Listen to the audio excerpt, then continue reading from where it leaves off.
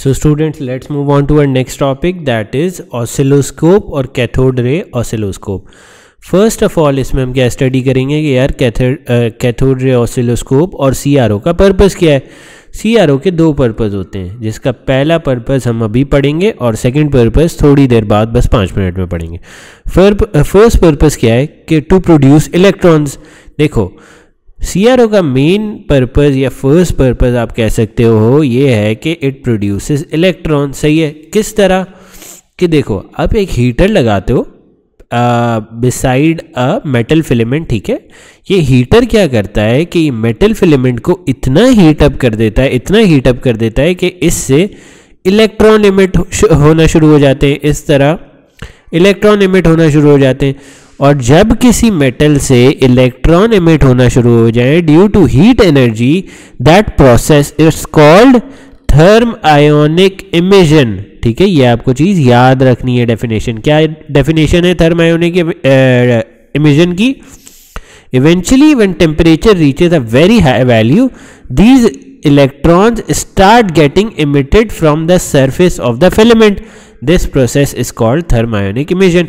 वैसे तो यहाँ से ही पूरी डेफिनेशन है, बट यहाँ से आपको क्रक्स ऑफ द मैटर समझ आ रहा होगा. This entire paragraph is the definition of thermionic emission. ठीक है. उसके बाद क्या होता है, जब इलेक्ट्रॉन इमिट हो जाते हैं तो ये आप एक ग्रिड प्लेस करते हो. ये जो ब्लैक वाली चीज़ है ना, दिस इज द ग्रिड. ये क्यों होती है यार? ये इसलिए होती है ताकि इलेक्ट्रॉन को एक स्ट्रेट लाइन में प्रोजेक्ट कर सके. ठीक है. एक और चीज़ आप यहाँ पे देख रहे होगे ब्लू कलर में, दैट इज द एनोड, जो कि पॉजिटिव है और एट वेरी हाई वोल्टेज है. क्यों? क्योंकि मेरे बच्चों देखो इलेक्ट्रॉन्स जो हैं वो नेगेटिव साइन के होते हैं. उनको एक्सेलरेट करने के लिए to a very high value हम एक पॉजिटिव एनोड रखते हैं. उससे ये इलेक्ट्रॉन्स एक्सेलरेट होते हैं और टुवर्ड्स द स्क्रीन फौरन यहाँ पे हिट करते हैं. ठीक है. अब जब इलेक्ट्रॉन हिट करते हैं ना स्क्रीन पे, तो इलेक्ट्रॉन की जो काइनेटिक एनर्जी है that gets converted into light energy, और हम एक स्पॉट देखते हैं लाइट का ऑन द स्क्रीन. तो चलो इसकी थोड़ी सी थ्योरी भी पढ़ लेते हैं. The purpose of the grid is to focus these electrons into a fine beam. Simple जो अभी मैंने आप लोगों को पढ़ाया. The anode is connected to a very high positive voltage. क्यों क्या पर्पस है एनोड का? To accelerate these electrons. ठीक है. ये सब चीज़ों का पर्पस इस नोट्स में लिखा हुआ है और जो अभी हमने समझी भी है. तो you can download these notes as well. ठीक है. अपॉन स्ट्राइकिंग द स्क्रीन क्या होता है? Kinetic energy of the electrons get converted into light energy और एक ब्राइट स्पॉट बनता है स्क्रीन पे. ठीक है. इतना क्लियर है? ऑल्सो एक और इंपॉर्टेंट बात यह है कि हम जो है वो सीआरओ के अंदर से या ट्यूब के अंदर से पूरी एयर रिमूव कर देते हैं. क्यों? ताकि जो काइनेटिक एनर्जी का लॉस है वो मिनिमाइज हो सके. ठीक है. Now we come on to the second purpose of CRO. शुरू में याद है मैंने आपको क्या कहा था? सीआरओ के दो पर्पस होते हैं. एक होता है टू प्रोड्यूस इलेक्ट्रॉन्स, सेकंड होता है to view a wave and determine its time period, frequency and voltage. ठीक है. Time period, frequency and voltage of waves determine करने के लिए भी यूज होता है. और कौन कौन सी वेव्स हम सीआरओ पे देख सकते हैं? साउंड वेव्स और ऑल्टरनेटिंग करंट. ठीक है. अब अगर आपको सीआरओ से वोल्टेज निकालना है, पीक वोल्टेज, तो आप किस तरह निकालोगे? ठीक है. अच्छा एक और बात याद रखो, the x axis of CRO represents time और वाई एक्सिस रिप्रेजेंट्स वोल्टेज. एक डायग्राम भी मैं भी आपको दिखाऊंगा तो होपफुली सब क्लियर हो जाएगा. तो अगर आपको पीक वोल्टेज या वोल्टेज निकालना है सीआरओ से, तो वो किस तरह निकालोगे? फर्स्ट ऑफ ऑल आप बॉक्सेस काउंट कर लोगे, नंबर ऑफ स्क्वायर्स काउंट करोगे. कहां से कहां तक? From the centre of the wave से लेकर, इस पॉइंट से लेकर 1 से लेकर टू द पीक और ट्रफ तक. ठीक है.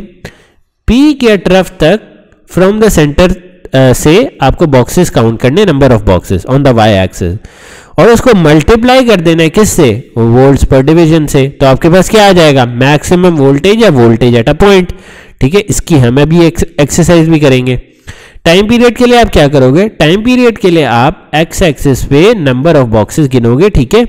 For one wave to complete. देखो for one wave to complete, और उसको मल्टीप्लाई किससे करोगे? टाइम बेस्ड सेटिंग से. टाइम बेस्ड सेटिंग क्या होती है? कितने सेकंड लग रहे हैं पर डिवीजन कवर करने में.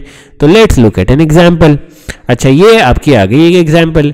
इसमें अब आपको एग्जामिनर कह रहा है calculate the maximum voltage from the graph. अब मैक्सिमम वोल्टेज किस पॉइंट पे होता है, आइदर पीक्स पे होता है या ट्रफ्स पे होता है। तो सेंटर ऑफ द वेव से पीक तक लेकर कितने बॉक्सेस हैं, 1 और 2, ठीक है। अब इसको हम मल्टीप्लाई किससे करेंगे, वाई बेस सेटिंग से, वाई गेन से या वोल्टेज डिवीजन से, जो कि है 5, ठीक है। तो अगर 1 डिवीजन आपको 5 वोल्ट्स दे रहा है तो 2 डिवीजन आपको 10 वोल्ट्स देंगे, तो वोल्टेज मैक्सिमम कितना हो जाएगा, 10 वोल्ट्स, ठीक है। क्लियर है। हमने क्या किया, हमने बेसिकली ऊपर जो 3 स्टेप्स लिखे थे वही किए। फर्स्ट ऑफ ऑल हमने मीन पोजीशन से लेकर पीक या ट्रफ तक नंबर ऑफ बॉक्सेस गिन लिए। फिर हमने वाई एक्सिस की सप्लाई देख ली, कितनी है, 5 वोल्ट्स पर बॉक्स या डिवीजन। उसको मल्टीप्लाई कर दिया हमने किससे, 5 वोल्ट्स पर डिवीजन को मल्टीप्लाई कर दिया किससे, नंबर ऑफ डिवीजन से। तो क्या आंसर आ गया, 10 वोल्ट्स। अब आपसे वो कह रहा है examiner, calculate the time taken for 1 wave to form. अब 1 वेव कहाँ से कहाँ तक फॉर्म हो रही है, ये पॉइंट ले लो एक A एंड दिस पॉइंट ले लो B। अब ये जो है एक वेव फॉर्म हो रही है, ये कितने बॉक्सेस में फॉर्म हो रही है, 2 बॉक्सेस में, ठीक है। और 1 बॉक्स कितना टाइम रिप्रेजेंट करता है, 2 मिली सेकेंड्स। तो 2 बॉक्सेस कितना टाइम रिप्रेजेंट करेंगे, 4 मिली सेकेंड्स। तो आपका टाइम पीरियड या टाइम फॉर 1 वेव कितना हो गया, 4 मिली सेकेंड्स। और 4 मिली सेकेंड्स को सेकेंड में कन्वर्ट किया तो क्या आ गया, 0.004 सेकेंड। अब 4 मिली सेकेंड्स को सेकेंड्स में किस तरह कन्वर्ट करना है, वी नो दैट मिली कितना होता है, 10 - 3। अब 4 को आप 3 पॉइंट्स पीछे मूव करो, 1, 2 एंड 0, तो क्या यहाँ पे आ जाएगा डेसिमल, दिस वुड बी 0.04, ठीक है। तो हमने इसको 0.04 सेकेंड लिख दिया। फ्रीक्वेंसी कैसे निकलती है, फ्रीक्वेंसी का क्या फॉर्मूला होता है, frequency is equal to 1 upon time period. Time period है आपके पास, फ्रीक्वेंसी निकल आएगी, बिल्कुल इजी नहीं निकल आएगी। So this was a small topic of CRO। अगर इसमें भी कोई सवाल है you can ask in the comments below, और ये नोट्स जो है वो डिस्क्रिप्शन में अटैच्ड है। Thank you for watching.